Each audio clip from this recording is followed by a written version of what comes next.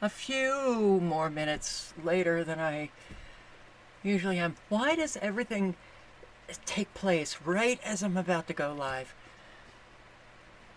Right as I'm about to go live, I see these kids. My neighbor is at work, my neighbor with his dogs, in a fenced-in area. I hear the dogs barking, I look out, and they had hit their ball into the fenced-in yard, and they were too scared to go get it because the dogs are barking. So I went to get their ball. They were very polite. Thank you, ma'am. I didn't want to trespass. Very cool. I love kids that have manners and it, it seems rare. Hello. Oi. So, Linty London, TFL at War, and Autumn Minnick, and Andrew Cruz, and Dee Moore, and Etena, and Barb in Ohio, and Mike Luft, and Oracle 11, and Patricia White, and I'm a Skeptic, and Blues de Jours, and T. Lamb, Mary Mack, so now I know, M. Mercer, Patricia White, did I say hello to you? Well, you get a double hello. Haskason, hello, hello, Amber Eyes, Awake and Sleeper, hey, and Cynthia Johnston. Thank you very, very, very much. Okay, and who else is in the house? Lady J. Homestead, Michael Mossberg, Mark Williams. Hi, guys. So, I want to show... I finally found my camera. I was happy to have found it and not have lost it or left it behind in one of my moves. But,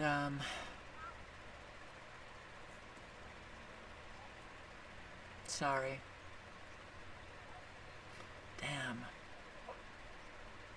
I just saw a bandit. Oh, man. Oh, man. Shoot. Okay. Alright, let's just get into it. Forget it. Oh, yeah. So much I could say, but I just... not gonna go there. So this was this morning. Our lovely sunrise in Arizona. Doesn't it look beautiful? Oh, yeah, it's just so marvelous. The pink and the black and the faded blue or whatever.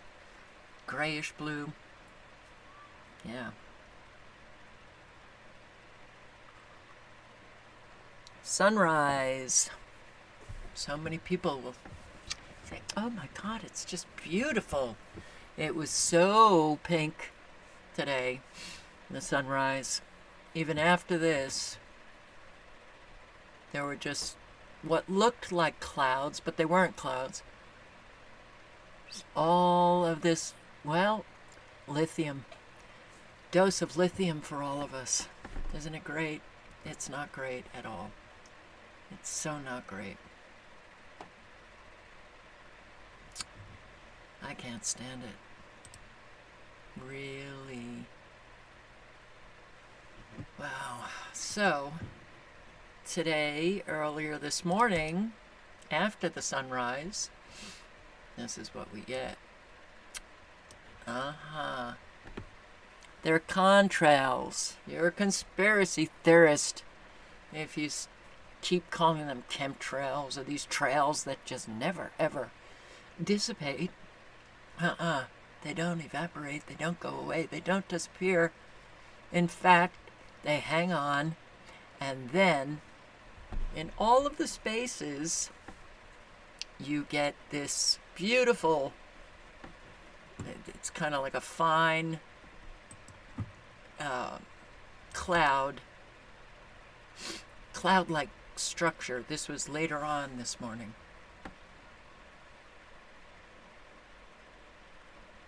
Lovely. Lovely, lovely. And then it just turned into a you know, a chemtrailed sky.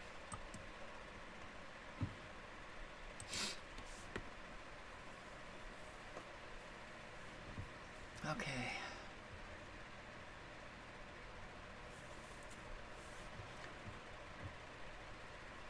I did go to Zoom today. I wanted to see the chemtrails up above. So this is, this is 4:40 p.m. today, and I survived somewhere down here, but the chemtrailing was, 150. Let's see. And I'll post the link to this site. You can check it out. But let's see. The early morning shot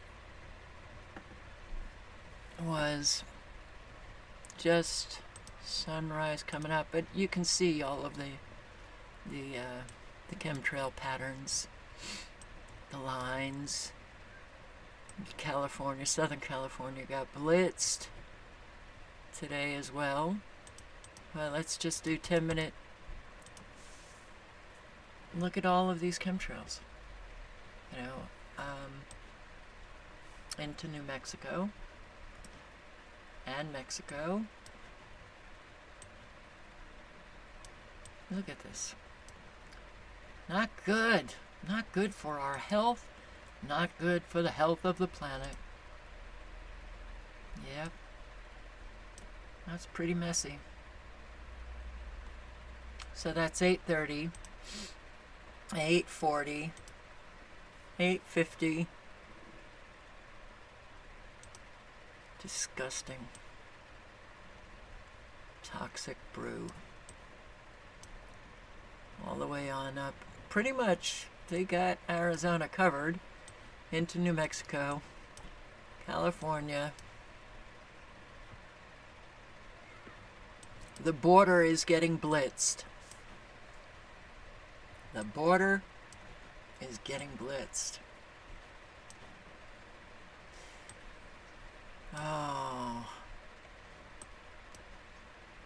So, I'll do hour increments. 10 a.m., 11 a.m. Still getting hit. 12 a.m. 1, 2, 3, 4. They didn't leave us alone today. So I have the link for all of you. You can check it out. No, it's not just the United States, but you can go across the pond, check out what's happening in the Atlantic, and check out what's happening down here in the UK, but that's a little late now, since they are 5 hours before, or 6 or 7, depending on where you are in the United States. Yay! Alright, but also in other places, it's not just the UK and the US, all over the world. The link is in the chat.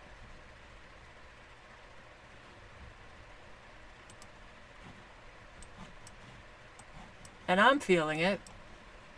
I don't know if it's maybe just a cross between... Look at this. I mean, really? Are you telling me that this is cloud? Oh. No, it's not. It is so not.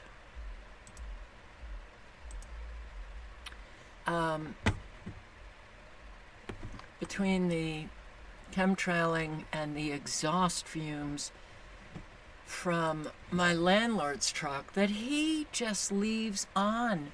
Why would you turn on a truck? Okay, so you want to warm it up, but you really warm it up for 30 or 40 minutes? That seems a little odd to me, but I'm right here, so all of the exhaust fumes, even I can't close this window all the way, so it was a pretty toxic morning, to say the least. All right, so yeah, I've got a lot I didn't even set up. I'm sorry for that.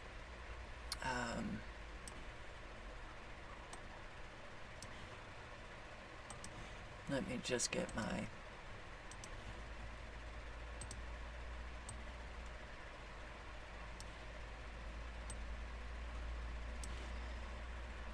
I don't know how much I can cover, but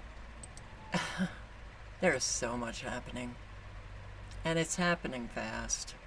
And it really reveals, not just, the psychopathic nature of our warlords. That's what they are. But it also reflects an awful lot about the condition that we're all in. And unfortunately, it really is not good, because we are allowing people to destroy us. So, yeah, and that's not good. Yeah, let me read this. If you wish to keep slaves, you must have all kinds of guards. The cheapest way to have guards is to have the slaves pay taxes to finance their own guards.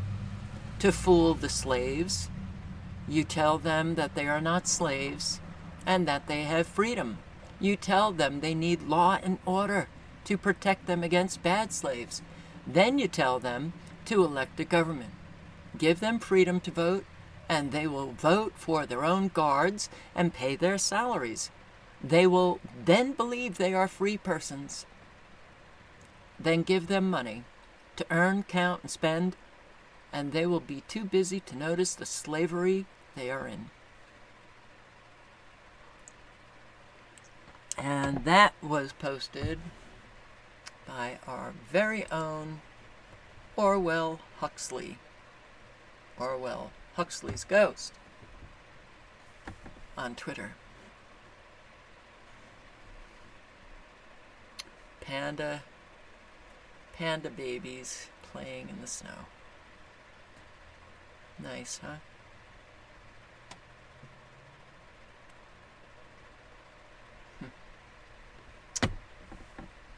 Okay, so let me start here. The price of rent surged 27 straight months. 27 straight months. Rent. Okay, things are not getting better. I'm going to go through an awful lot of this as quickly as I can, but this is serious. So here we go.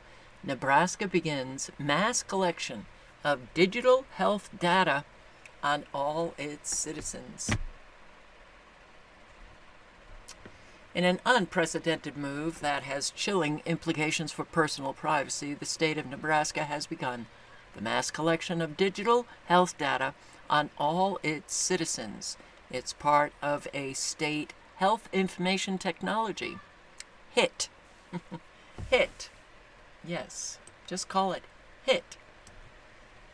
Health Information Technology Board's mandate. It's a mandate to consolidate health records in a way that has never been done before, raising alarm over the state's direction toward a possible national digital ID system and the specter of surveillance that could follow. Of course that's coming. Possible? Why do you even put in possible? That's okay. Nebraska's legislature made a law that says all healthcare facilities must share their health records in this system to help patients and improve how healthcare works together? Really? You think they want to improve how healthcare works to help the patients? How is that going to help the patients or improve healthcare in Nebraska? Think about it. And it's not just medical, but it's also mental. Mental health. If a facility finds it too hard or impossible to do this because of tech issues, they need to fill out a waiver to explain their situation. The Health Information Technology Board will look at their reasons and decide if they can be excused from joining this system. Sounds a little dictatorial, doesn't it? Tyrannical, doesn't it? Authoritarian, doesn't it? It's Sync Health. Yeah. The health data of over 5 million patients from 1,100 healthcare institutions are being compiled into a single, sprawling digital database. Well, yeah. And if you're in Nebraska, I'll put the link in if you want to check out more information about this. But, yeah, they're getting ready for that digital ID. And the WHO, the World Economic Forum's, the World Health Organization's pandemic treaty. MTA board approves New York City congestion pricing plan. It's going through. The MTA approval triggers a 60-day public commentary period from the public. Okay? I'll put the link in the chat. New Yorkers. Well, you might want to voice your opinion. Not that it's going to do anything. It's going to require most drivers to pay $15 to enter Manhattan's Central Business District. Anywhere south of 60th Street. $15. Pay up every day. Every day. Sure as hell hope you don't have to drive to work below 60th, and then maybe, I don't know, do you have a child in school above 60th, and you have an afternoon meeting? Well, you drive up for that meeting, but then you got to go back to work. $30 a day. It's a hit every time. 60th and below. MTA says the detailed plan will reduce congestion. Well, it sure will, because a whole lot of people won't be able to afford it.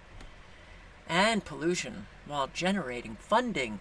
That's the most important thing there. Generating funding. The city is so flippin' expensive as it is. But for you guys in the UK, this is the ULEZ that they shipped over the pond and brought to New York City. This is ULEZ.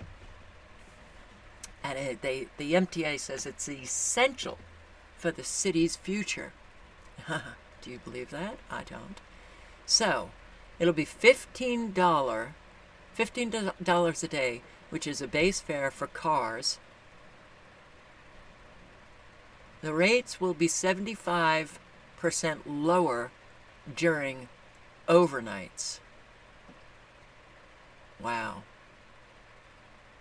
So when they say, the Central Business District, you think it's only from 9 to 5 that you'll be paying this? No. Unfortunately. No. 75% lower during overnights beginning at 9 p.m. until 5 a.m. on weekdays and until 9 a.m. on weekends, Trucks and buses will be charged between $24 and $36, depending on their size. This is a daily charge. $1.25 surcharge on taxis, a cost that is expected to be passed on to passengers. An additional $2.50 per trip charge will be applied to higher apps like Ubers and Lyfts. You're kidding me. So if you're delivering from 61st Street, a restaurant or whatever it is, and you have to go below 60th, you're charged every time. Drivers from New Jersey who have already paid at one of the 4 tunnel crossings will receive a discount. School buses and taxis not exempt. New Jersey filed a lawsuit over this, and it's the first such program in the United States if it's approved by transportation officials early next year. Wow, man. Bend over and take it. Bend over and take it. Biden administration facing congressional probe for sending $3 billion to a solar. These people are just... We need a new vocabulary, descriptive words for how evil these people are. The Department of Energy, it's a recent $3 billion award to one solar energy company. And I have posted videos on this scamming company, Sonova, taking advantage of the elderly. So, it's a Houston-based energy corporation, Sonova. They cited reports highlighting how Sonova has previously scammed and misled consumers. We are alarmed about recent credible reports that Sonova has racked up numerous consumer complaints, including those alleging troubling sales practices, such as Sonova pressing elderly homeowners in poor health to sign long-term contracts costing tens of thousands of dollars. And you know what happens? When those elderly signatories to the contract die, they then hold accountable the estate, whomever gets the estate. Department of Energy Loan Programs Office announced that it closed on a $3 billion partial loan. $3 billion. And they were going to be giving more. They were going to be giving more. Oh my God. I mean, you want to talk corruption gone wild? Okay. The reason why they got the loan was because it's a Department of Energy program to provide solar energy for low-income individuals. The Better Business Bureau issued an alert for Sonova and assigned it an F rating over its pattern of deceptive sales practices, poor customer service, and repair technicians not arriving on schedule. This is the head of the loan program, and he receives speaker fees when he goes out to speak to people in the energy industry.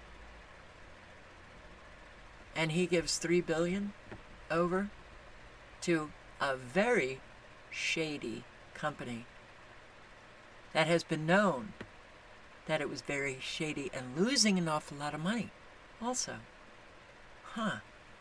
Well, we'll get to that. Our solar system, Sonova, has not been working. This is one of the customers. And this article goes through an awful lot of customers that complain. Our solar system has not been working properly for 4+ months. We have contacted Sonova multiple times with little to no action. Our contract states that Sonova will monitor our system, and if there is an issue, will fix it in a timely manner. We have been fighting with this company for months to fix our system with no success. We have paid over $1,000 for electricity to National Grid since our system isn't working. Sonova is in breach of contract, ripping off old people. Oh boy. But listen to this. Recent years, the company has lost hundreds of millions of dollars, and its stock price had plummeted. In 2021, it lost $147.5 million. 2022, it lost $130 million. And since January 2021, its stock price has fallen more than 77%. That sounds like a well-run company. We'll put $3 billion on it. Guarantee that the guy that runs this program made a shitload of money, along with a lot of others in that deal they made. Unbelievable. As Zelensky again goes to Washington, almost half of U.S. voters think Biden's spending too much on Ukraine. That's it? You just think spending too much on Ukraine? Why aren't people outraged, screaming, enough with the fucking wars? Why? $60 billion on hold. $60 billion. Another $60 billion Biden wants to go to Ukraine. So Zelensky's coming, we gotta get that money, we gotta get the money. And meanwhile, Americans are really hurting. This is the big fight. Bitcoin battered as Senator Warren unveils bill to crack down on crypto. Why? Well, because crypto, that's where they're sending all of the monies, the finances for terrorism. I want all Americans to magically, miraculously grow up, become adults, and stop letting these psychopaths, these people who enrich themselves, these people who lie every single day, these people who take control over everything, over your lives. I want it to stop.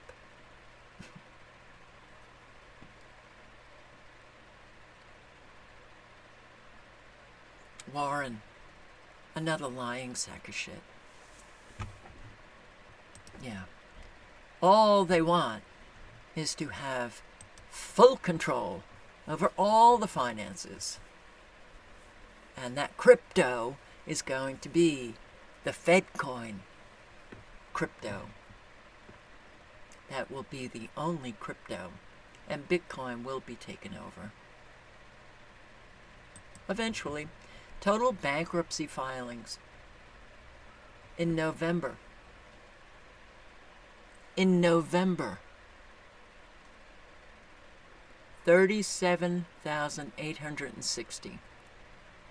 A 21% increase from November 2022. We're not talking year to year. I am talking the November, just November. 37,860. Individual bankruptcy filings. Individual filings registered a 21% year-over-year increase. We're doing so well. Jeep employees learn of mass layoffs just over 1 month after the United Auto Workers strike ends. I said that these strikes are, they're setting people up to lose their jobs. And I've shown how many people have lost their jobs, even during the strike period when they were negotiating the contract for the United Auto Workers. There were thousands who lost their job during that period, and more are coming. 1,225, beginning February 5. And one unhappy worker said, "People feel like we went on strike for nothing." And I do too. We was really sacrificing everything just to get screwed, man. The top 2 things I can say for an average United Auto Worker member right now: save and educate yourself. That's literally the only thing that will save us from tragedy. Save and educate yourself. For what? Now, save is, you understand. Educate for what? What job? What job are you going to be getting?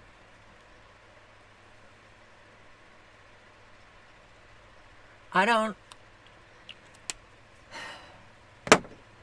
even think a whole lot of awake people realize how destroyed this economy is already.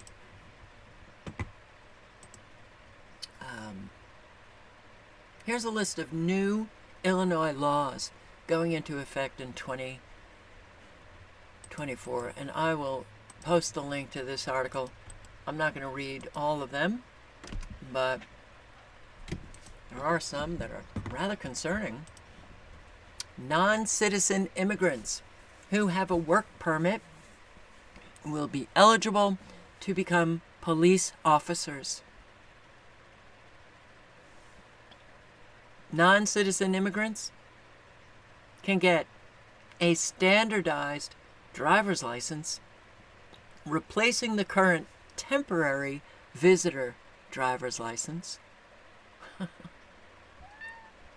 Video conferencing while driving will be banned. All right, well, you're a little dirty here. Oh, God, I gotta get out of here, man. I gotta get out of here. It is very tight. My live streaming position is very tight, and I can't even move my legs. Anyone else really can't stand their life? I hope to be with you in 2024, but I don't know if I will. Vaping indoors in public places is banned. Gun owners to register banned weapons with the Illinois State Police by January 1st, 2024. Law enforcement can use surveillance drones over special events and parades, but it does prohibit weapons or facial recognition technology on the drones. Creation of the statewide PTSD mental health coordinator. Creation of a statewide PTSD health coordinator. Well, I would think that a lot of Illinoisans have PTSD, considering everything that we're living. But living in Illinois, and every time they have to pay a bill, I'm sure they have post-traumatic stress disorder symptoms. Law enforcement is prohibited from sharing license plate reader data with other states to protect women coming to Illinois for And abortion is, okay, fine. Defund libraries that remove controversial books. Multi-occupancy, gender-neutral restrooms to be installed in private and public Illinois businesses. And landlords will be required to rent or sell property to undocumented migrants. You think we're no longer a country ruled by law, but ruled by dictators? Yeah. Landlords will be required to sell their properties to undocumented, which is illegal, migrants.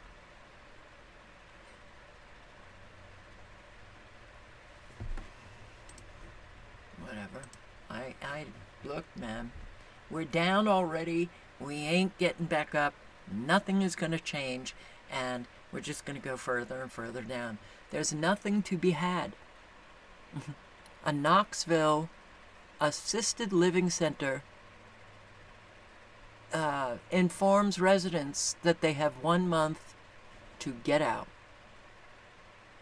The facility was sold by a group of locals who agreed to take it over. The facility was sold by a group of locals who agreed to take it over. All right.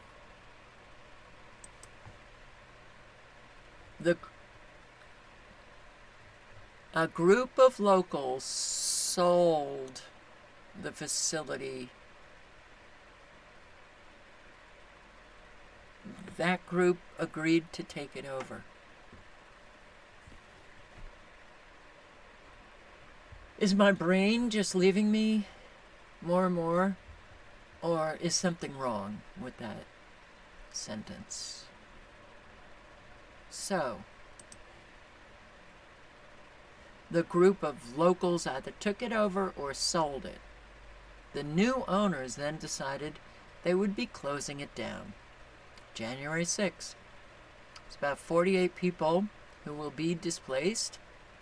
One of them, Penny Carson, who was shocked by receiving the notice and now has less than a month to figure out what's next. I think we're going to have to move in with family. For Carson and the dozens of others now tasked with finding a new home, they're fearful they won't have the services they need to get through everyday life. They helped us with showers, they cleaned the room for us, they helped with food. If I couldn't cut up my food, they would. This is a facility that had the Choices program, meaning Tennesseans who are 65 and older or have a physical disability can get support there. For those who receive Choices benefits, there are only 3 other places they can go to in Knox County. So, those who are elderly or disabled, best of luck finding a place. Dollar General to open 800 stores. Yeah. Dollar General, Dollar Tree, doing fine. What does that mean? It means an awful lot of Americans are now going to those stores because they can't afford anything else. 1 in 4. Who had this? Right? Who had that? Experienced unintended immune response. 1 in 4. California stores without gender-neutral toy sections will be fined under new law. States mandating what businesses have to sell. Does that sound like a free country to you? Mandating that you have to sell a certain toy for certain people Otherwise, you get fined. Does that sound like a free country or a free state? No, of course. Not at all. But when you sit back, don't get involved, don't do anything, this is what happens. Now I'm talking the aggregate. We need people in the aggregate. We need a whole lot. But a whole lot could give a shit. So, EVs less reliable than conventional cars. Solar, less reliable. Oh boy. Wind, less reliable. But let's push it. Let's push it. Let's get rid of fossil fuels. Let's get rid of all of the reliable energy for unreliable energy. Doesn't that sound like a great plan? That's what we're doing. And in fact, I tried to pull up an article, and I had that, it was a Fox News article, and now I can't get Fox News because they're doing the same thing to me that they were doing, that YouTube was doing with the, I don't have any ad blocker on my computer. So I go to Fox News, and they say remove your ad blocker. I don't have one. And then I hit refresh page, and that banner won't go away. Well, that was an article about Whitmer. Whitmer in Michigan has ordered the state to go electric vehicle. The state fleet, electric vehicles. I guess it just sounds to me like, oh boy, maybe we're not really here. Maybe this is all a really long, bad dream. Maybe we were established to be the joke. The big joke. It's a joke. A bad joke. So, nearly 1,800,000 student loan borrowers have had their student loans wiped out. The bills they're getting, the balance, zero. Wow. Well,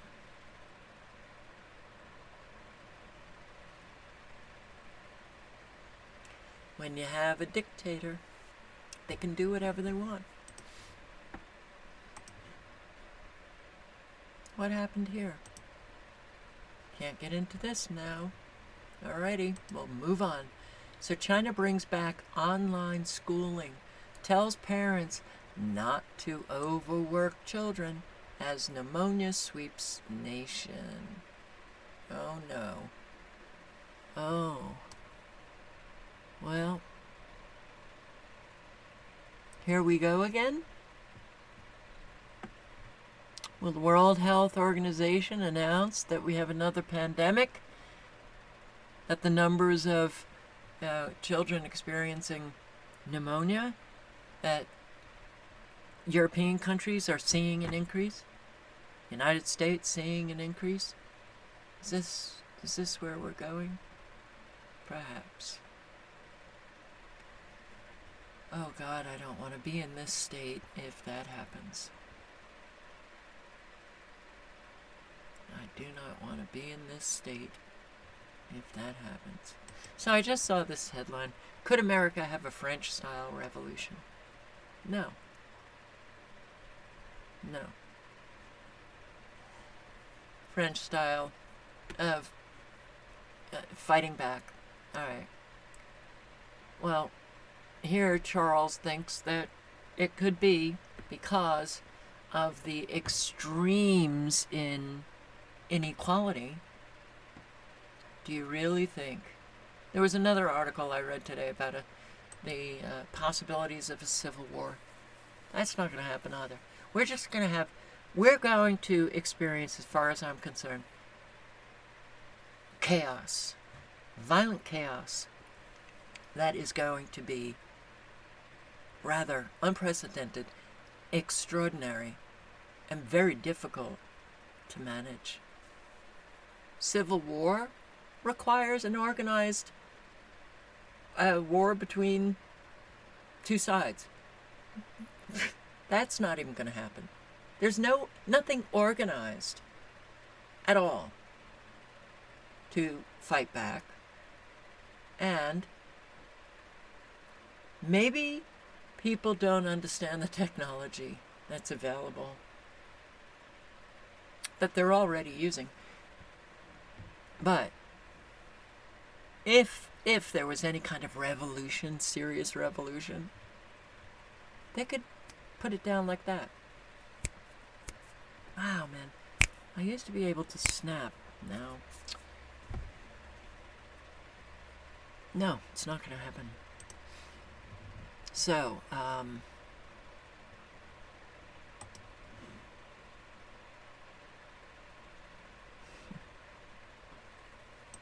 let's go here. The tornadoes were really bad. They're focusing on Clarksville in Tennessee. But there were a whole lot of people having to suffer the consequences in a lot of different areas of the Nashville community, Nashville area. This is Clarksville. You can see behind me, this is Nesbitt Lane, by the way, for anyone who's been following this, you know this is one of the hardest hit areas just outside of Nashville. So behind me, this is just a series of homes, and this extends on the other side of the camera, by the way, as well. But what you can see, I want our photographer to zoom in on that one house. This is something that we're seeing all day today.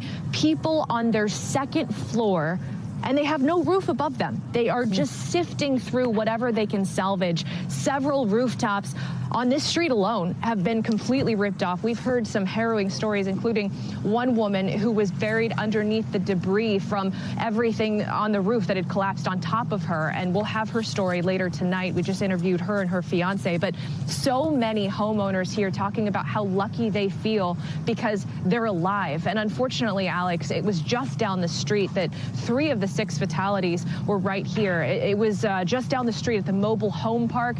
An adult man was inside of a mobile home that rolled over on top of another residence, and that had a mother and that 2-year-old child inside. I mean, when you hear these stories, you see the images of the tornado itself is striking and terrifying. This happened as it was dark, so there were several people who did not see this coming. You see the video, not just of debris, but you see the fires that were ignited, even some explosions. And it's not just here where we are in Madison, Tennessee. It was also Clarksville. Those were where we also saw some heavy, heavy damage, as well as the other 3 fatalities of the 6. I want to take you to a very emotional moment with the mayor of Clarksville that happened not too long ago. Take a listen. Our priority first is to take care of our people. We know we have people who are suffering because of loss of life and injuries and loss of property. As Mayor Golden mentioned, we took a tour this morning of the affected neighborhoods, and there is devastation everywhere. But one thing I love about this city, when there's a need, we rally around that need, and then we had neighbor helping neighbor. I can tell you that there's one little girl, her name is Ellie. She was 7 years old, and when we pulled up, despite her house being affected, she sang "All I Want for Christmas" for the crowd that was out there. So you can see. Yeah. Volunteers clean up tornado damage in Springfield. Well, the cleanup in Springfield is underway after a tornado briefly touched Well, the cleanup in Springfield is underway after a tornado briefly touched down along Memorial Boulevard. It damaged a Kroger and several other nearby businesses, as well as plenty of homes. News Channel 5's Jason Lamb brings us this story of recovery from Robertson County. As recovery from the tornado continues in Springfield, we spoke to family members who rode out the storm in their house. A shelter is open Sunday night for people who need it, as Monday morning will bring more recovery and more help. With some places in Springfield in pieces Sunday, there are other places where pieces mean progress. Xavier Thompson is not from Springfield. I'm from Greenbrier. It's about, 15-minute drive. But after a tornado took aim, his chainsaw knew no city limit. I just wanted to help out wherever I could. So, yeah, I'm thankful I can do it. Xavier has made the trek to this growing mountain countless times over the last 4 hours. Mostly limbing up trees, and some people need boarded up windows and stuff. So, yeah, there's all sorts of stuff to do out here. Schools will be open Monday in Robertson County, with bus drivers using discretion around here, and for good reason. Yeah, this whole neighborhood, everybody needs help out here. With some going to hotels for the night, there will be more pieces to pick up tomorrow. I know I will be back out. In this piece of this state, nickname for volunteers. Hopefully, we can. I just love. Look at this, man. Look at this. Jesus.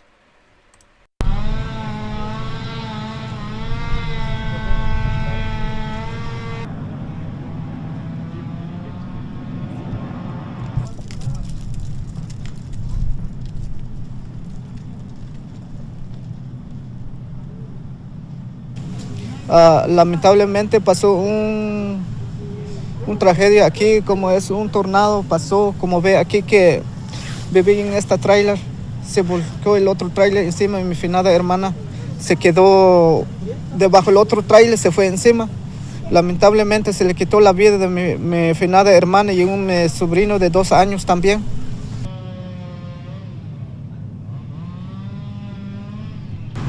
And we all hunkered down in the floor right there. And then the next thing we know, it just sounded like an explosion went off. You could hear stuff flying everywhere. It was crazy.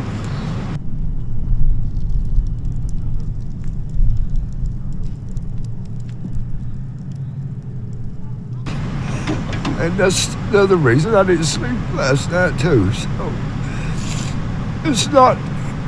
I'm thankful that we're all alive, but what hurts me more than anything is he lost his life last night. All this material stuff can be replaced, but my friend can't. We had to gather up all the pets and hide in the bathroom. Yeah, the house was shaking, tree fell on the house. Very loud, very scary. Yeah, it literally felt like the whole house was shaking, like the foundation, and we could hear all the trees just snapping. Yeah.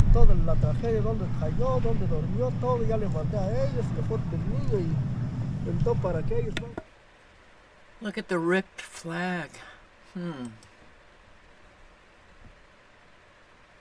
That looks like a frequency went right through it.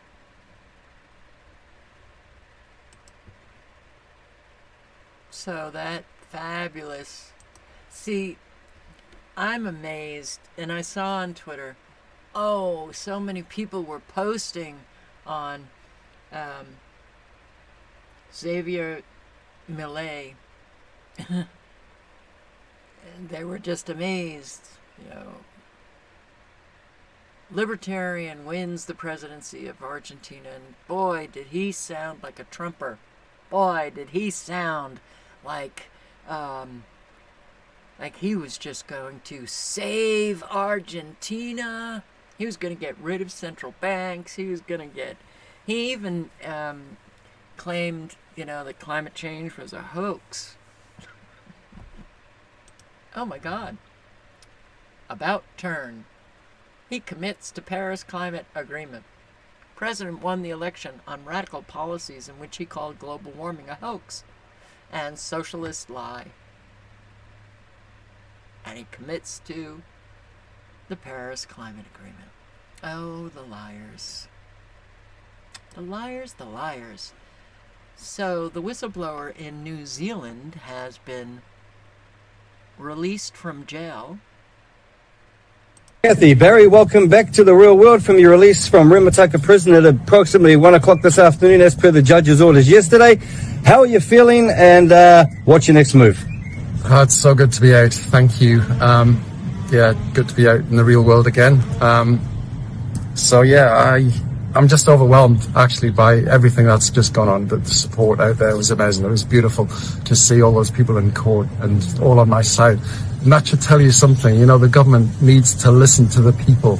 I mean, what's happening is wrong and they should do something about it. It's not right what's going on, you know. These things need to be looked at.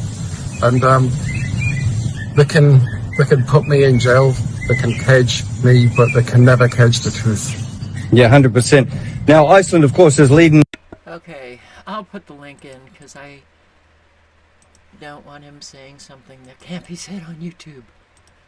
That can't be said on YouTube. Oh dear. Well, this is what happened to Daily Clout, Naomi Wolf's site, and Naomi Wolf. Daily Clout wholly erased all at once from Facebook and Instagram. Users receive threatening messages. So Facebook has removed all of Daily Clout's content, both the articles, the videos, or marked it all as spam. This scorched earth erasure was applied to Daily Clout, her entire website, and to my own content posted as far back as September 2022. Facebook has blocked readers from sharing Daily Clout content, and the platform told readers and contributors that they were violating Facebook's terms of service if they shared Daily Clout's posts.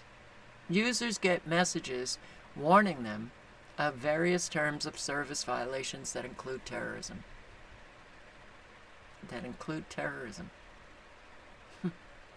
In the case of Instagram, not only were our contributors' accounts restricted, but the word Daily Clout itself was deleted from their bios. We know from lawsuits by 2 U.S. Attorney Generals that the White House and the CDC already pressured Facebook to censor accurate information that I had posted in 2021. You can read more. I will post the link. That's how we do it. Oh, but Facebook is a private company and they get to do what they want. Oh, really? Oh, I guess you missed all of us who posted on how they are not a private company. They are absolutely Intel created, Intel monitored. They are government, these are the sites that government is using to censor information. And it's too long. 8 additional characters, and I can't post it. The link. Sorry. Alright, well, you can go to Outspoken with Dr. Naomi Wolf, Substack, and get the article. It's going to get really bad.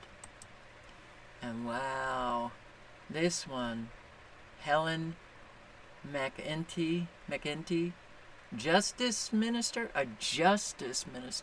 in Ireland. Frightening. Minister, the government very often says it wants to combat the far right and stem the rise of far right ideology. But when asked last week to define what far right means, you received quite a bit of criticism online for saying that you're not sure there even is a definition of the term. And you listed a number of vague traits that are allegedly far right in your own view, such as being anti-government and anti-state and anti-immigration and so on. Could you give me a definition of what you consider is the far right? In terms of a definition of the far right, I mean, it's obviously a political ideology, or it's a particular view that a person has. I'm not sure there is a definition. It's not. So it's a little bit like hate. Well, yeah. So it's not. Can we get? So I think we need to define what it is. You have a limited amount of time. If you interrupt the minister, Okay. you're going to run out of time. So just let her answer the question. Thank you. I think what we see from a lot of people who would claim to be far right, which is not a crime for somebody to have a particular ideology, it's where they act on maybe certain matters, but we have seen people to be anti-government, anti-state, anti-immigration, anti-women's rights, amongst other things. That would be my own particular view of those who would claim to be far right. But that could include large chunks of the population, depending on how you interpret this. So are people right to be concerned that the government is targeting an ideology that you yourself concede doesn't even really have a definition? Is it not just kind of a catch-all term that could be applied to almost anyone? Well, I think by its very nature, if you are far-right politics, far-left politics, you are on the more extreme end of political ideology. It's not a crime to be either or. My own view, and I think that of many, is that those who have tended to be, or who would say that they themselves are far right, would have a particular view and a more extremist view when it comes to state structures, when it comes to immigration, when it comes to particular issues. So, that's what I said in committee. As I said, it's not a crime to have a particular ideology. It's where particular people act on those. And obviously what we saw in the last few weeks and what we have seen over the last number of years, I would say, are people with particular extremist views that I think, have put some harmful ideas out there and that can essentially be harmful to many, in particular minority communities in this country. Now, as I said, it's not a crime to be of a particular political ideology, but I think we've seen the dangers that are there as well when people take particular actions. But how would you define an extreme view? Because we know from polling earlier in the year that about 75% of the public is of the opinion that Ireland has taken in too many refugees in the last year, just to take an example. I mean, so if somebody is calling for less immigration and a more restrictive immigration policy, would that be an extreme view if the vast majority of people are advocating for that same position? I think it's really important that we have an honest conversation around immigration in this country. We have seen a significant increase in the number of people seeking safety in Ireland. We've had 15,000 people seeking international protection last year alone, where we would have normally had 3,000. So it's important that as a government, as a country, we're honest with people as to the levels of immigration that we're going to see, because I don't think this is going to change anytime soon. And so I welcome people's desire to have these conversations. How can we support those who come to our country, who are now part of our community? But also, how can we provide the support and the be it accommodation, financial or otherwise, when those numbers continue to increase? So again, I welcome these conversations. I think they're very welcome. But where people then go to the extreme, where people then have particular views around those who are immigrants in our country, then I think a line can sometimes be crossed. What? Okay, so you can have a political ideology, just don't share it. Don't speak it, don't write it, because it's hurtful. And I went through the legislation that passed in Ireland to shut people up who speak against the official narrative. You can get arrested for posting on social media sites your opinion about all of the illegal migrants coming in.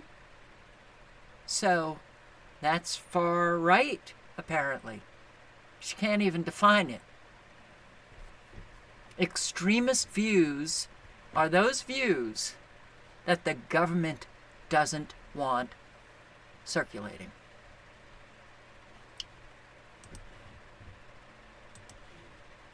Okay, this is, I'll post the link to JW's video, but a lot of people are now talking about the Netflix movie that I spoke about a couple of nights ago, Leave the World Behind. Alert. They just said this, and here's what's to get ready. Here's what's to get ready for now. You to see it, and also, what can we do about these ongoing scenarios? Let's get into it right now.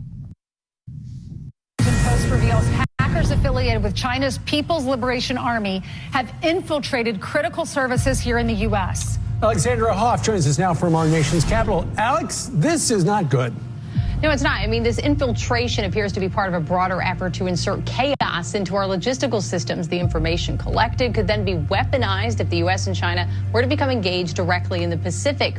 According to reporting from the Washington Post citing multiple U.S. and industry security officials, China's cyber army is invading critical U.S. services, like an attempt to break into the system behind Texas's independent power grid. Other victims include a water utility in Hawaii, a West Coast port, and at least one oil and gas pipeline, according to that report you're seeing there. Brendan Wells, executive director of the Department of Homeland Security's cybersecurity agency, told the Washington Post this, quote, "It is very clear that Chinese attempts to compromise critical infrastructure are in part to pre-position themselves to be able to disrupt or destroy that critical infrastructure in the event of a conflict, to either prevent the United States from being able to project power into Asia or to cause societal chaos inside the United States to affect our decision-making around a crisis." The report notes that over the past year, hackers affiliated with the People's Liberation Army in China have accessed the computer systems of about 24 critical entities. So I want to break down some predictive programming. This just came out in real world evidence. I mean, they just had the Leave the World Behind come out. I just watched that. Me and my woman did. And the thing is Barack Obama was behind the script on that. And that just came out November 22nd. And now this movie was about a cyber scenario, right? I'm actually going to play some clip from that, and then I'm going to let you see the real world evidence of how that predictive program is showing what they're actually going to do and what they're actually currently doing. Just want to mention, it's not just about cyber. It's about invasion. Cyber, attack, invasion. The grid goes down, you won't know what's going on. At all. Not at all. Sleeper cells get activated, and boom, you're at war. So basically inside of the Leave the World Behind movie that just came out, some cyber event happens, and here's the guy talking about it. There was one program in particular that terrified my client the most. A simple 3-stage maneuver that could topple a country's government from within. The first stage was isolation. Disable their communication and transportation.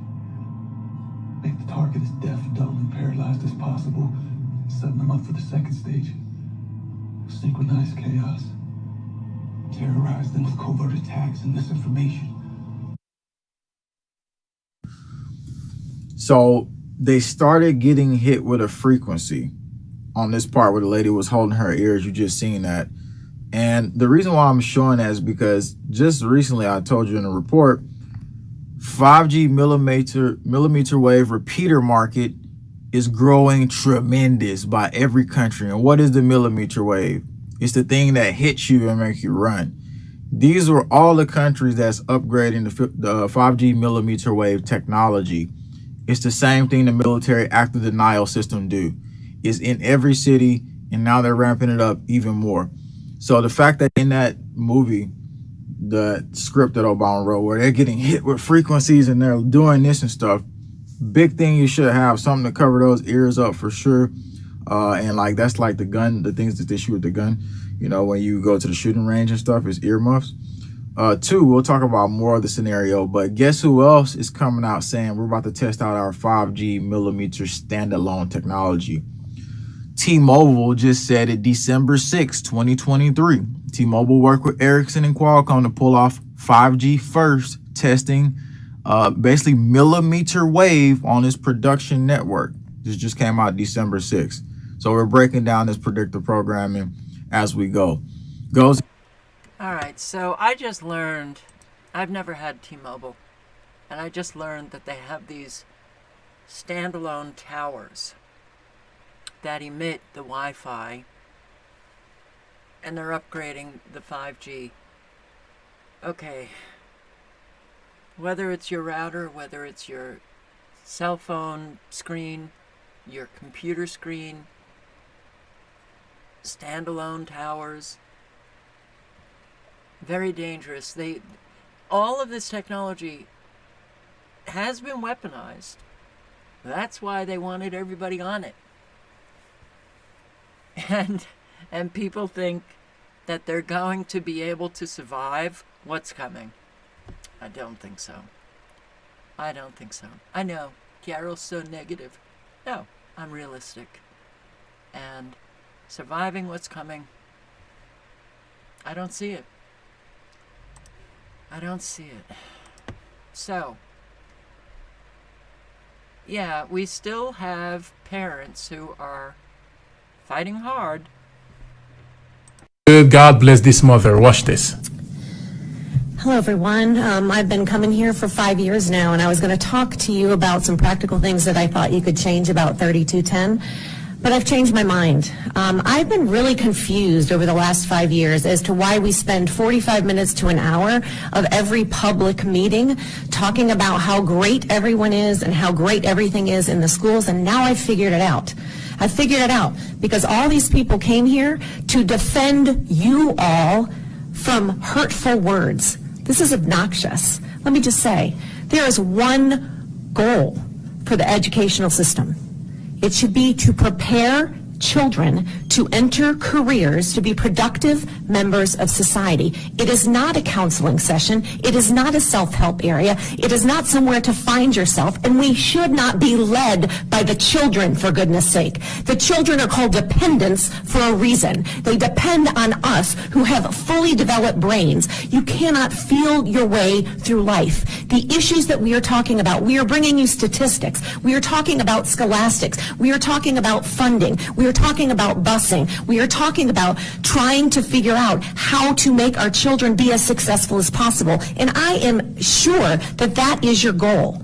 And what we have been called tonight is what they're claiming that we're saying to children. We're having an adult conversation. There are not children in this room. We aren't going into the schools and calling them names. They call us Marxists and hateful and bigots and everything else under the sun. Well, let me tell you, less than 5% of the entire population of North Carolina identifies as LGBTQ. You guys all claim you want democracy. Well, you know what democracy is? It's the majority plus one. It's 50 plus 1. You know what? More than 50% of the people in this state claim that they believe in God, Almighty God, who made us male and female, God who made marriage between a man and a woman, God who said that we must protect our children. The fact that we can stand up here and we know, we can brag about all of the wonderful graduations, but we know the statistics. 50% of children did not pass their end of grade test. What are we celebrating? We have children coming up here telling us how horrible the mental health crisis is. Why?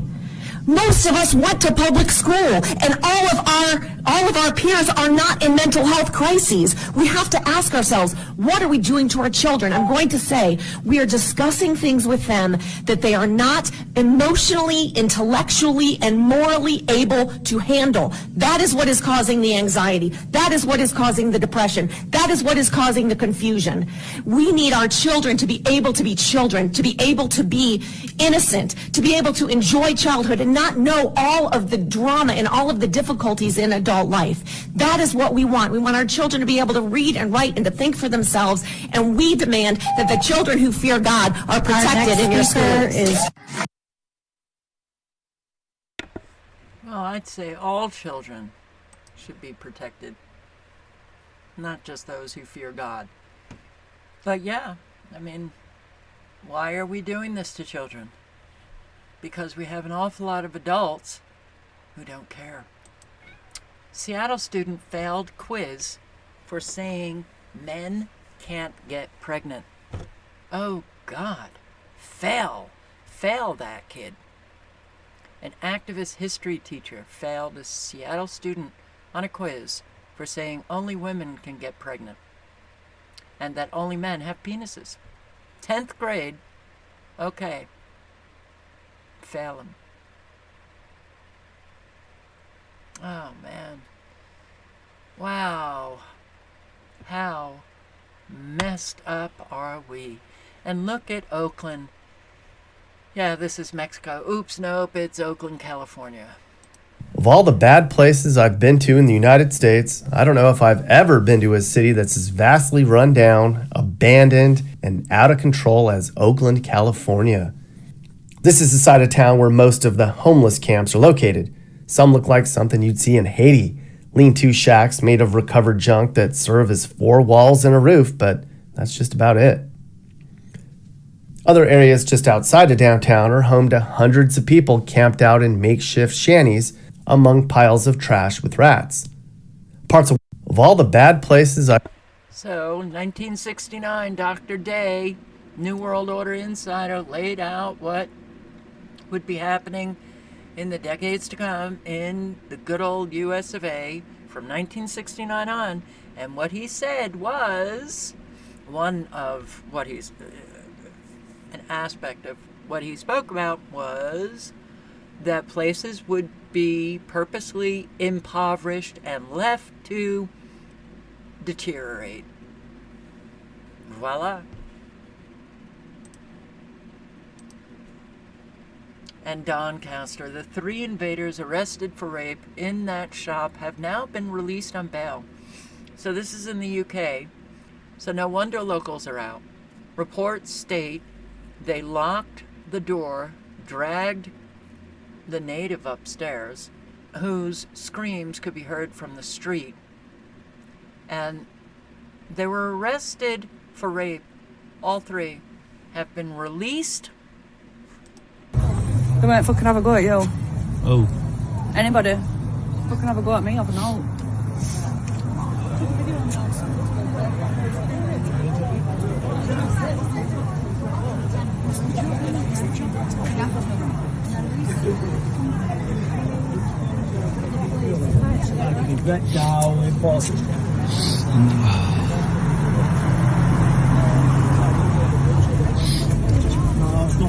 I had witnesses and everything. They might fucking have a go at you. Oh. Anybody? Fucking have a go at me, have a note.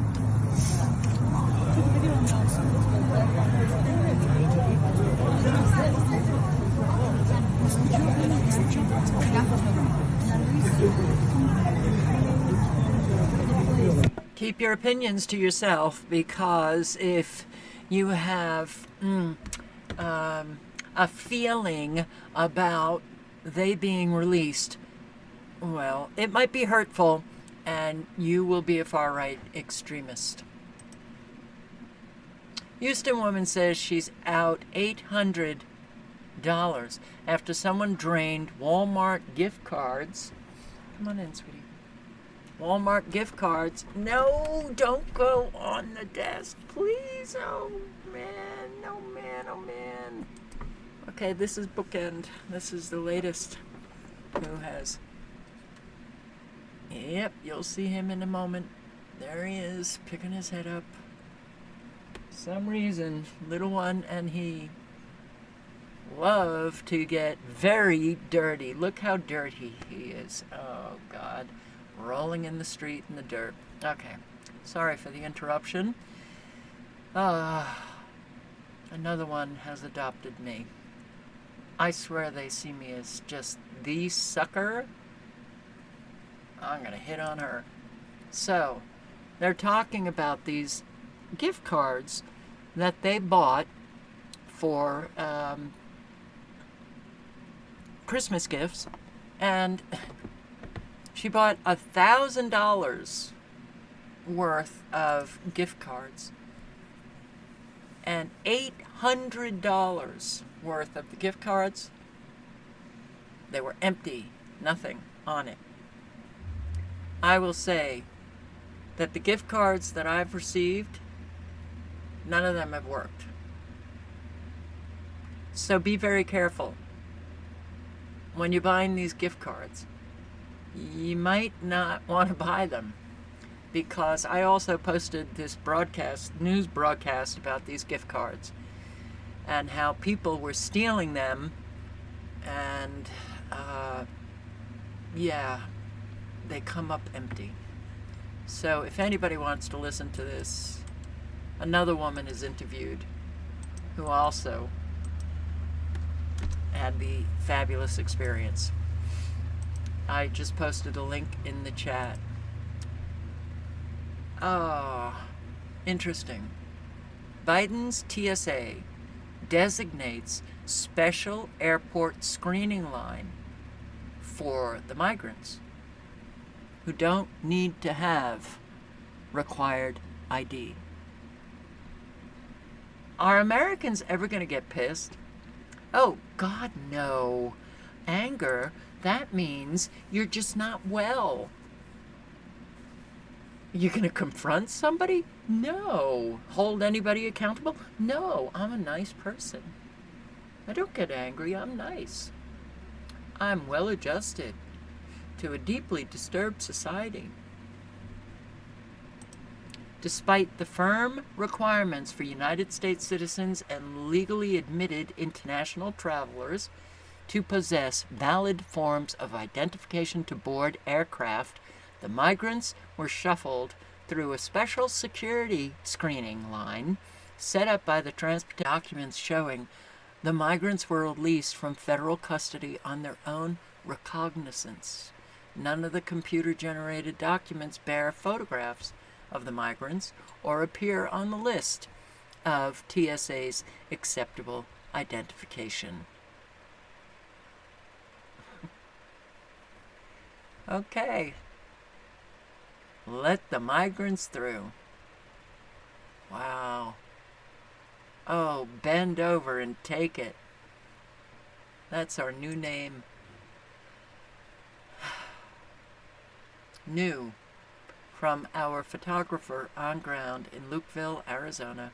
Another mass illegal crossing overnight with hundreds of men from around the world coming through a breach in the border from Egypt, other places, most from Africa, and they plan to head to Boston. All right. That's well, we didn't see that when the governor was there. What, 2 days ago? They cleaned it all up. Nobody was at the border. It was amazing. I think, Governor of Arizona, you should just park yourself at the border because you are the wall. Look at this.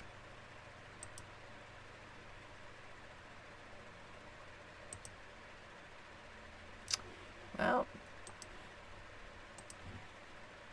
yeah, here she is, Governor Katie Hobbs. When I talk about securing the border, I'm talking about keeping our communities safe and strengthening our economic future. Really, Katie? I've taken concrete steps to keep our communities safe and will continue to urge the federal government to send us the resources we need. How come you're just on it now, Katie?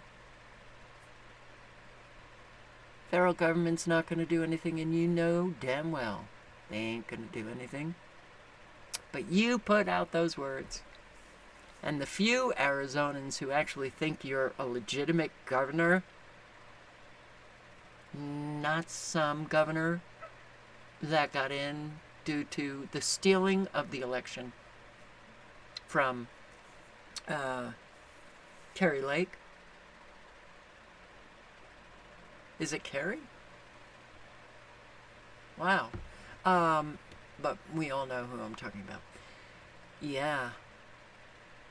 And she's securing the border by keeping communities safe. All right. Good job, Katie. Oh, there's so many comments. All you had to do was finish the wall that Trump started. Finish and maintain. That was it. And you failed. Can't wait for charges of treason to be brought up, because that's what you did when you committed treason for the cartel and the Chinese Communist Party. Send the National Guard to close the border. Turning your back on Arizona, good pick. Concrete steps. One more photo op for the fraud governor.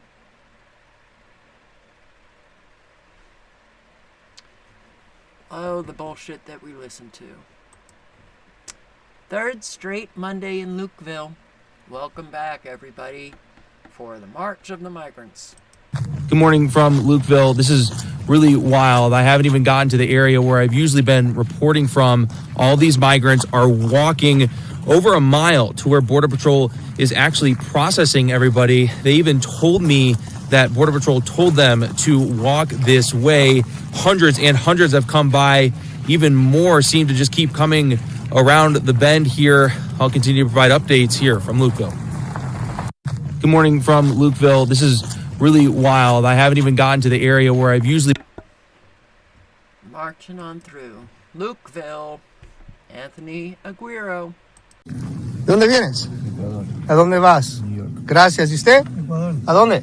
New York. Gracias. ¿Y usted? Ecuador, a Nueva York. Gracias. Ecuador, a Texas. Gracias. ¿Y usted? Ecuador, New Jersey. Gracias. ¿Y usted? Guatemala. ¿A dónde? Florida. Gracias. Where are you from? Senegal. Where are you going, sir? New York. Thank you. You? Gracias. Where are you going? Yeah, Washington. Thank you, sir. Where are you from? Senegal. Where are you going? Michigan. Thank you, sir. You? Senegal. Where are you going? New York. Thank you. You? Mauritania. Where are you going? Memphis. Thank you. Where are you going? Where are you from? You're going to the Bronx. Where are you from? Where are you from? Senegal. Thank you, sir. You? Senegal. Where are you going? New York. Thank you, sir. ¿Dónde vienes? Ecuador. ¿A dónde? No te veo. De Ecuador. ¿A dónde? Nueva York. ¿Y este? Levántalo. ¿Dónde vienes? De Ecuador. ¿A dónde vas? A Nueva York. Gracias. ¿Y tú? Ecuador. ¿A dónde? A Nueva York. ¿Y tú? Ecuador. ¿A dónde? A Brooklyn. Gracias. ¿Y tú? Nueva York. ¿A dónde? Queens. Gracias. ¿Y tú? Venezuela. ¿A dónde? New Jersey. Pana, ¿cómo andas? Bien. Dale. Fino. ¿Dónde vienes? Americana. ¿De dónde vienes? Dominicana. ¿A dónde vas? Broma. Gracias. ¿Y tú? Ecuador. ¿A dónde, viejo? Virginia. Gracias. ¿Y tú?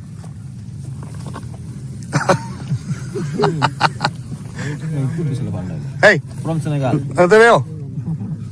Senegal. ¿A dónde vas? ¿A dónde vienes? De Dominicana. ¿A dónde vas, viejo? Pensilvania. Gracias. ¿Y tú? Dominicana. ¿A dónde? Florida. Gracias. Ecuador. ¿Dónde vienes? A ver. De No te oigo. Ecuador. De Ecuador. ¿A dónde vas? Queens. ¿Y tú? De aquí México. México. Ah, órale, ¿a dónde vas? Arizona. Órale. ¿Y tú, viejo? Dominicana. ¿A dónde vas? Georgia. Gracias. ¿Y tú? Dominicano. ¿A dónde? Pensilvania. ¿Y tú? Dominicano. Pero A ver eso. yo lo que tengo mucha hambre ahora mismo. La hambre que tengo. ¿Tienes hambre? We got through 2 minutes. It's 3 minutes. All men. All men. All military-aged men. And for Arizona, ma'am, Arizona, the 2020 election, the election of governor, it is such a corrupt state. So, over 5,600 federal-only ballots cast in Arizona 2020 election without proof of U.S. citizenship. Let the illegals vote. Oh man, oh man, oh man. Well, did I go through this page? No. Let's just listen to a little bit of this extent of Israel bombing campaign revealed. Since October the 7th, Israel has bombed Gaza with historic intensity. In the first 2 months of its campaign, Israel says it has conducted 10,000 airstrikes. That's one airstrike for every 220 Palestinians living in the territory. And according to researchers at CUNY Graduate Center and the University of Oregon, more than 60% of buildings in northern Gaza have been severely damaged. In some areas, that rises to 70%. Across the whole of Gaza, up to 105,000 buildings have been destroyed. Homes, mosques, churches, health centres and schools obliterated. We can compare that level of bombing to the campaigns waged against German cities by Allied forces in World War II. This graph is from the Financial Times. At the high end, estimates for the proportion of buildings more than 50% damaged in Gaza stands at 68%. If that's right, it's more than the 59% of buildings that were destroyed in Dresden and the 61% bombed in Cologne. Only Hamburg suffered higher damage at 75%. This level of destruction has only been made possible by Israel's sophisticated weapons cache, largely furnished by Western arms manufacturers. Israel doesn't reveal the nature of its weapons, but explosive analysts working for the Financial Times have identified many of its arms by analysing photographs released by the IDF on a daily basis. Some of those weapons are relatively precise. This helicopter is firing a Hellfire missile made by US arms firm Lockheed Martin. These laser-guided explosives were used by the US against ISIS militants in Iraq and Syria. Israel has used them in densely populated Gaza. Also being used are so-called fire and forget spike missiles. They're developed by an Israeli arms firm and are locked onto a target before being fired, hence you can forget them after they have been fired. But Israel is also using much heavier unguided explosives. So the M117 bomb being detonated here is an unguided weapon dropped from a plane. It weighs 750 pounds. It was developed by the US military and has been in use since the Korean War in the 1950s. Now the FT's military analysts suspect they're falling on Gaza too. But the heaviest weapon in Israel's arsenal is the 2,000-pound GBU-31 bomb. This footage is from Afghanistan in 2012 and shows two of these bombs exploding. I don't really know. How far is it going to get?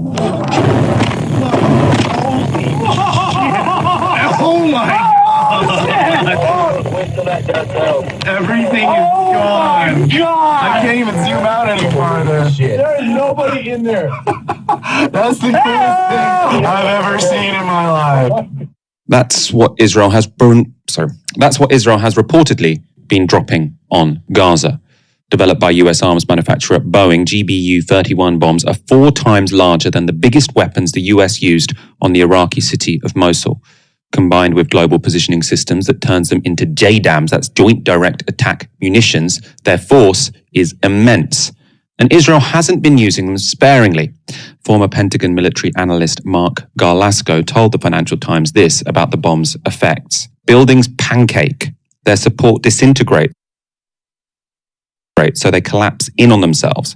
And then there are the area effects, including the secondary fragmentation of cement, metal, people's cell phones, and everything else that flies out from the explosion at supersonic speeds. The only reason I can think of why they have been used is that the IDF has been trying to collapse Hamas's tunnel network. What is remarkable, though, is their widespread use. So that's pretty terrifying. You know, they are trying to destroy what's under the ground, and if it's going to reach what's under the ground, they're going to destroy a hell of a lot of what's on the ground, right? And what about those hostages that are under the ground, in the tunnels? Doesn't seem like they're really concerned about the hostages. Did you hear all the laughter? The bombs exploding in Afghanistan? Were they Jews? Israelis? No, Americans. So, okay. Very sick. And yes, we put out these faces to celebrate human rights, and it is disgusting. Ambassador Linda Thomas Greenfield, 75 years ago. Today, the world adopted a new standard for human dignity, the Universal Declaration of Human Rights. This foundational document still guides our work. You're full of shit. It doesn't guide your work. Especially when you, well, not she herself, U.S. Security Council, 13 members vote for an immediate ceasefire. U.S. against, because We're the permanent member, vetoed all of the other 13 countries. We love killing. That's what we do best. And how I got out of Zionism. A very good video. Shlomo. Ex-Zionist Shlomo explains how he got out. How I got out of Zionism.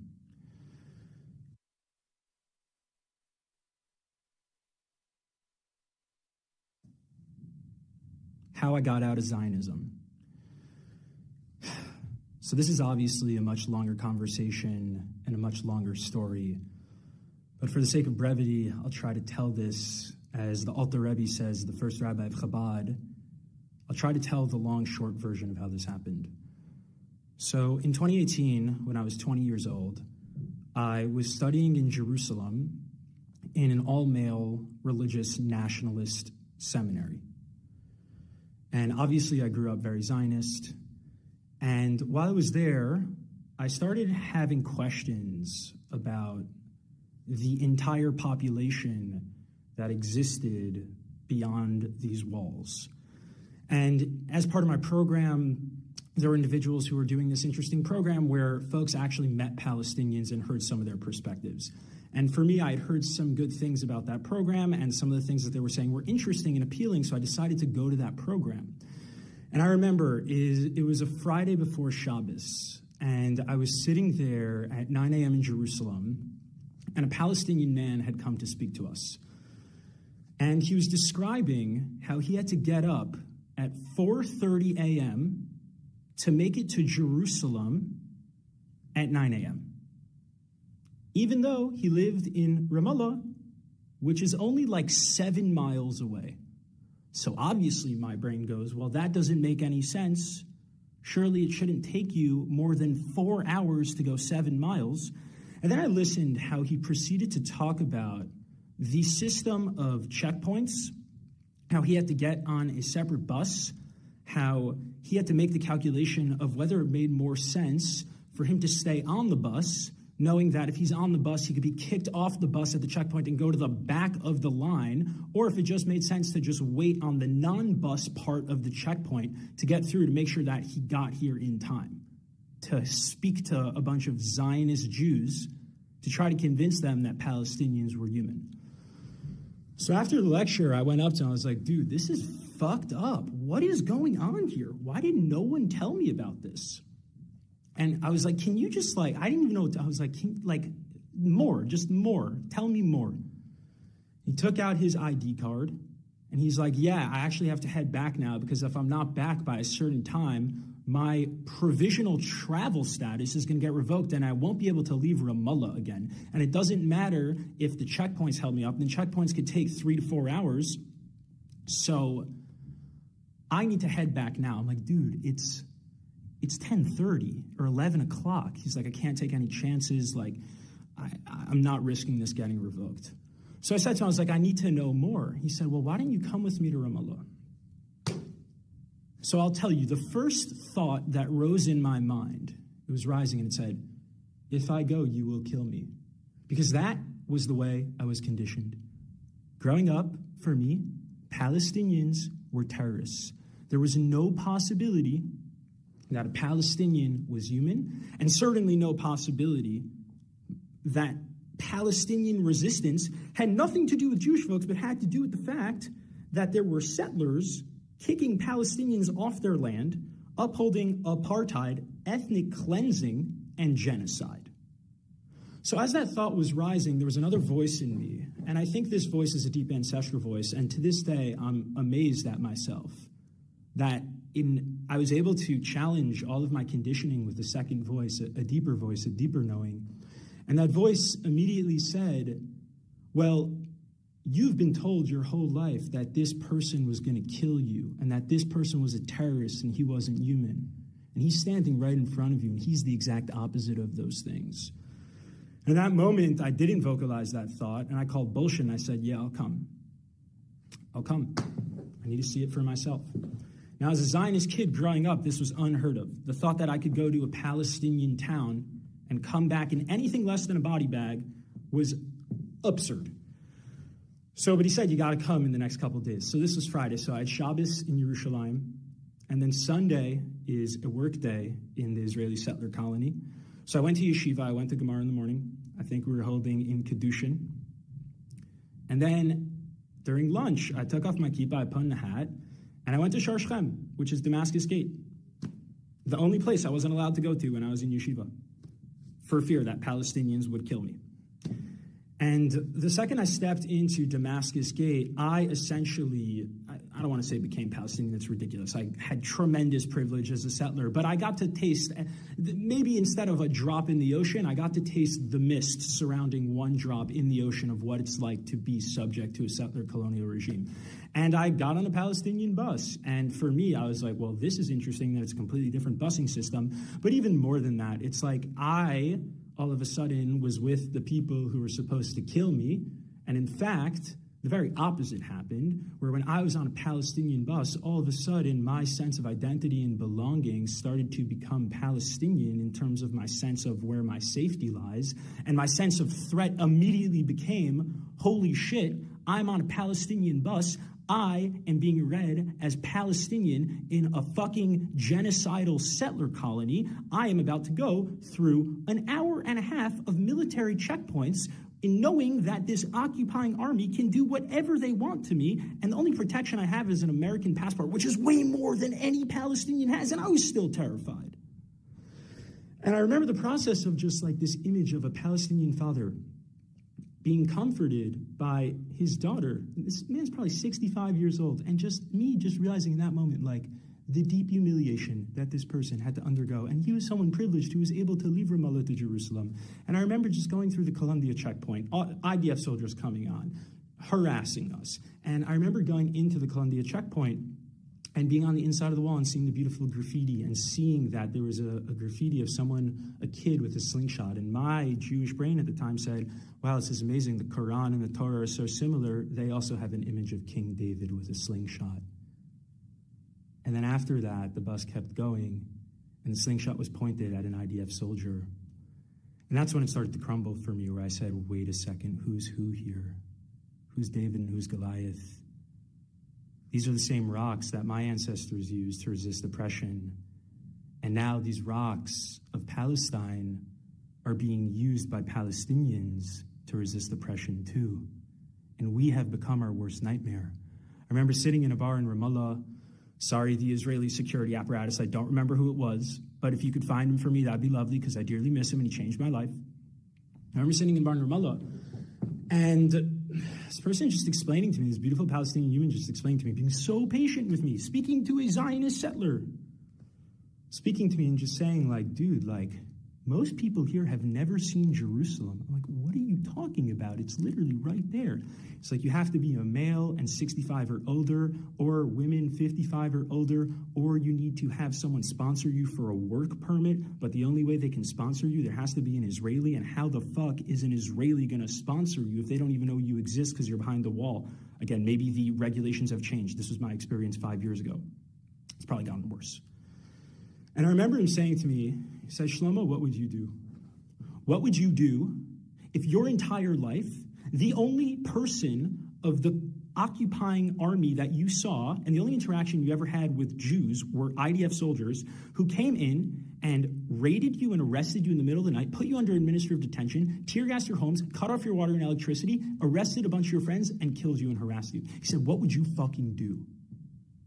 And I said, if you don't think that I would resist with every single fiber in my being, as long as I was alive, to liberate myself from this colonial hell, you are out of your fucking mind.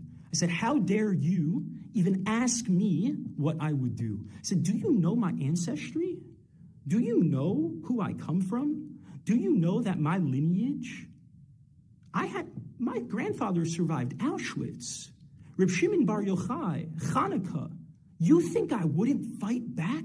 That was after 6 hours. Can you imagine what 18 years, what 30 years does to the psyche of someone like that? And y'all sit here and get confused with Palestinian resistance? Are you kidding me?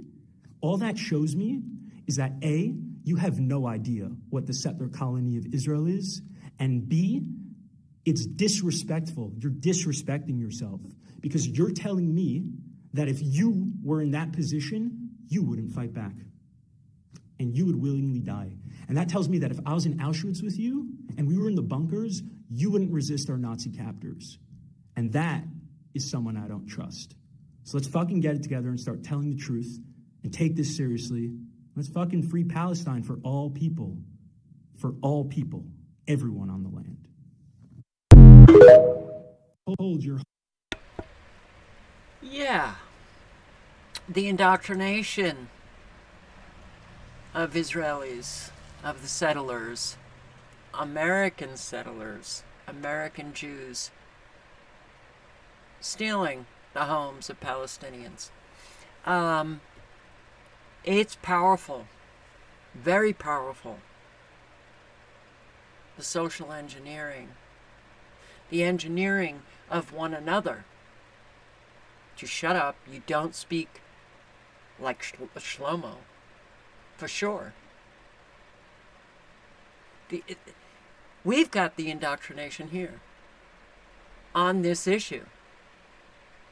How many years have, and I know the experience, I know other Americans, even Jews, who were against what Israel was doing to the Palestinians, silent with their own families.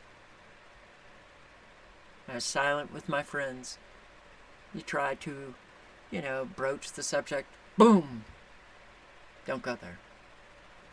Well, it's time for everybody to stop being scared and to speak out. People are losing their jobs in this country for speaking out. We need to look, if Shlomo can come out of that heavy Zionist indoctrination, anyone can. Anyone can.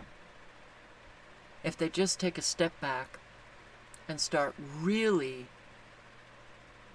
looking objectively at what is happening, not subjectively, objectively, and reevaluating their beliefs.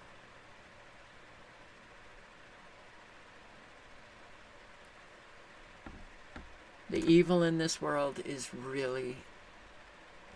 has reached a level of intensity that is hard for many of us to take.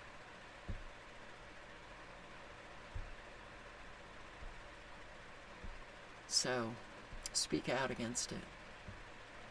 Be a power of example. Be a power of example of being someone who's courageous.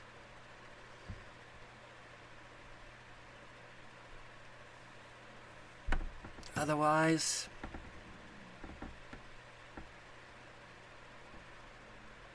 what was it that Martin Luther King said about being silent about matters that are really important? I'm butchering this, but you just become a dead human being inside. Come alive. Speak honestly, live honestly, help those in need. Thank you for showing up, and I hope to see you tomorrow. Stay safe out there. Good night, good luck. Ciao, guys.